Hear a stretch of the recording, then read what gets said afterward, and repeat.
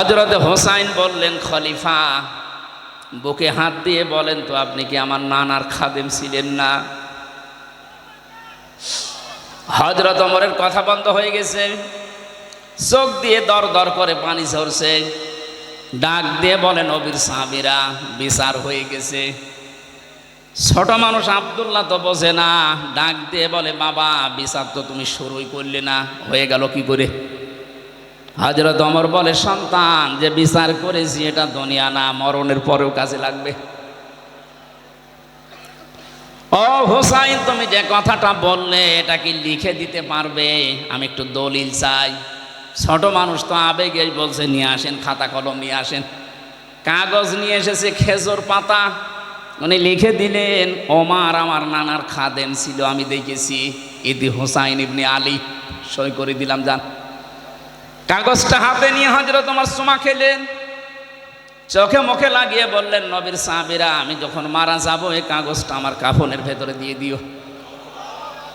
কিয়ামতে যদি আমার জীবনের কিছুই কবুল না হয়, আল্লাহ যখন আমাকে দাঁড় করাবে তার সামনে, জীবনে কিছুই যদি আল্লাহর ভালো না লাগে, তো কাগজটা তুলে আল্লাহকে দেখাবো, রব্বুল আলামিন দেখো তোমার নবীর নাতি লিখে দিয়েছে আমি নবীর খাদেম ছিলাম, এই ওসিলা হলেও তুমি আমাকে মাফ করে দাও। এ ভরসার স্থল বানাবে না।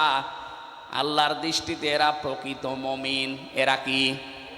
আল্লাহ এই মানের শ্রোতা হওয়ার তৌফিক দেন, বলেন আমিন।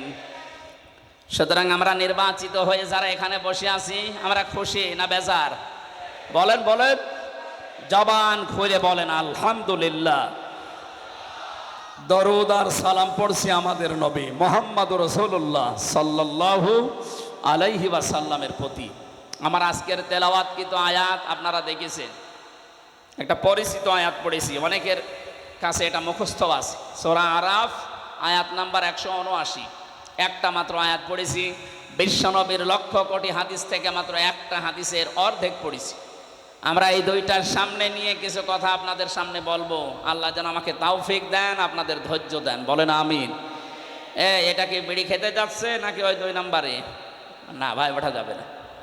যুবক মানুষ যদি উঠে চলে যায়, 1-1.5 ঘন্টা বসে থাকতে পারে না, ও বিয়ে দিলে বউ টেকবে? আমি আর নিচে নামলাম না।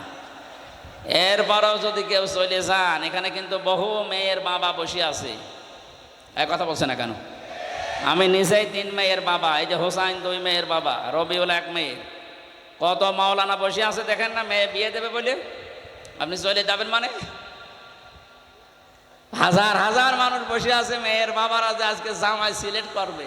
এখানে যে 1.5 ঘন্টায় আপনি একটু চলে যান, বলবেন না এর কাছে দিলে আমার মেয়ের জীবন দুনিয়া শেষ।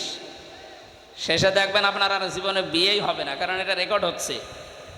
সারা দুনিয়া ছড়িয়ে যাবে যে ওই যে উঠে চলে যাচ্ছে, ওইটার মনে হয় সমস্যা আছে। আশা করছে আপনি 1 ঘন্টা মতো থাকবেন, না চলে যাবেন? থাকবেন তো? সূরা আরাফে 206টা আয়াত আছে, 14টা রুকু আছে, মাত্র একটা আয়াত পড়েছি। আমরা তাফসীর আকারে কথা বলতে চাই নাকি মাছের কাহিনী শুরু করব? তাফসীর শুনতে রাজি আছেন না? আরাফ এ শব্দের শাব্দিক অর্থ পরিচিত হওয়া। আরাফ মানে কি? এই সূরায় 206টা আয়াত আছে বললাম, এর 46 নম্বর আয়াতের মাঝের অংশে আপনি দেখবেন এই নামটা আছে, আল্লাহ নিজে ব্যবহার করেছেন। ওয়া বাইনাহুমা হিজাব ওয়া আলাল আরাফ। এই যে আরাফ শব্দটা, এখান থেকে এর নামকরণ। এটা তাফসীরে ইবনে কাসির থেকে বলছে। মুফাসসির লিখেছেন ওয়া বাইনাহুমা হিজাব। এই আয়াতটা আল্লাহ কেন নাজিল করলেন জানেন? নবীজি ব্যাখ্যায় বলছিলেন, কিয়ামতের দিন আল্লাহ বিশাল একটা প্রাচীর বানাবেন জান্নাত জাহান্নামের মাঝে। কিছু মানুষকে ওখানে দাঁড় করিয়ে দেবেন, এদেরকে আল্লাহ জাহান্নামেও দেবে না, জান্নাতেও দেবে না। সাহাবী প্রশ্ন করলেন হযরতে আবু যর রাদিয়াল্লাহু তাআলা আনহু, হে নবী, এরা জান্নাতে যাবে না, তার কারণ কি? বিশ্বনবী জানিয়েছেন এরা জান্নাতে যাবে না এই কারণে মানুষগুলোর সব কাজ দুনিয়ায় ভালো ছিল, শুধু মা বাবার সাথে খারাপ আচরণ করত। এরকম আল্লাহর ওলি এখানে বসে নেই? কথা বলুন। আপনার পায়ে ধরে বলছি, আপনি এখনই শুধরান, এখনই থামেন। তামাম দুনিয়া ভর্তি নেকি নিয়ে আপনি হাজির হবেন কিয়ামতে। কিন্তু মা বাবার মনে যদি বৈধ কোনো কারণে কষ্ট দিয়ে থাকেন, আপনি লিখে নিতে পারেন, জান্নাত পাবেন না। নবীজি জানিয়েছেন, হোমা জান্নাতুকা হোমা নারুকা, মা বাপ তোর জান্নাত, মা বাপ তোর জাহান্নাম। সুতরাং আমাদের আমল যদি, কাজ যদি এরকম কারো থেকে থাকে, সে যেন এক্ষুনি পাল্টিয়ে যায়। কথা বলে না কেন? আর আমি যতদূর লেখাপড়া করেছি, আমি বাস্তবতা যতটুকু দেখছি, আমার বয়স অল্প আপনাদের চাইতে, আমার এখন 33 বছর, কিন্তু বাস্তব অভিজ্ঞতা আপনাদের অনেকের চাইতে আমার বেশি আছে। আমার মতো ঘোরাঘুরি আমার মুরব্বীও জীবনে করেনি। আমি যত জায়গায় গেছি, বাংলাদেশ সহ বিশ্বের, এ মুরব্বী এত বছর বয়সও মনে হয় অত জায়গার নামও শোনেনি। আমরা রাতের বেলা চলাফেরা করা মানুষ, রাতের বেলা আমরা দেখি তিনটা জিনিস দেখি, দেখা যায় রাস্তায়, একটা বক্তা, একটা কুত্তা আর একটা পুলিশ। এখন পুলিশ একটু কম পাওয়া যাচ্ছে, কিন্তু বক্তা আর কুত্তা পাওয়া যাচ্ছে রাস্তায়। রাত যত বেশি হয়, রাস্তায় পাওয়া যায় হয় কুকুর নাই বক্তা। কথা বলছে না কেন? পুলিশের নাম বললে ওরা আবার রাগ করে, হুজুর আপনি কুকুরের সাথে তুলনা দিলেন। আরে ভাই, সে নামে তো আমিও আছি, আমি বক্তার নাম বলিনি। রাতের বেলা তো দেখা এদের সাথেই হয়, তাছাড়া অন্য কেউ তো আর রাত জেগে থাকে না, তারা তো ঘুমিয়ে থাকে। এই জন্য বাস্তব অভিজ্ঞতায় আমি বলছি, এই দেশের বহু সংসারে আজ সন্তান জাহান্নামী হয়ে ওই আরাফ নামক প্রাচীরে দাঁড় করা অবস্থায় থাকবে এই দেশে, তার বউর কারণে।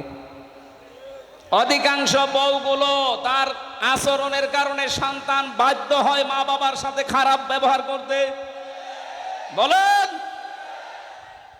তিরমিজি শরীফের হাদিস বলছি, হাজারো মেয়ে লোক বসে আছে, মহিলা প্যান্ডেলের এরকম 4টা বানিয়েছে এরা, আপনাদের চাইতে 4 ডবল মহিলা বসে আছে।